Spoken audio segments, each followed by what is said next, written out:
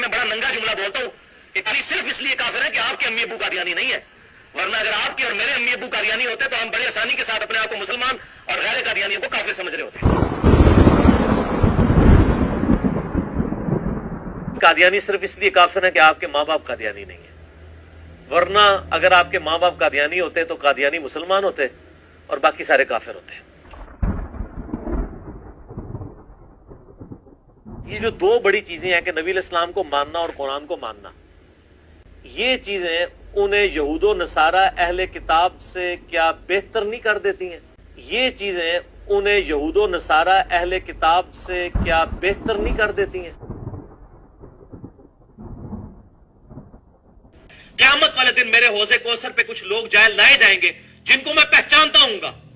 کیوں کہ مسلمانوں کے اعضائے وضو چمک رہے ہوں گے قیامت والے دن، قادیانیوں کے بھی چمک رہے ہوں گے، قادیانیوں کے بھی چمک رہے ہوں گے، قادیانیوں کے بھی چمک رہے ہوں گے۔ اور معذرت کے ساتھ ایک ہی بڑا ہمارا ان سے اختلاف ہے نا ختم نبوت پہ،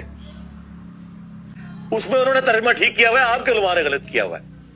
اس میں انہوں نے ترجمہ ٹھیک کیا ہوا ہے، آپ کے علماء نے غلط کیا ہوا ہے۔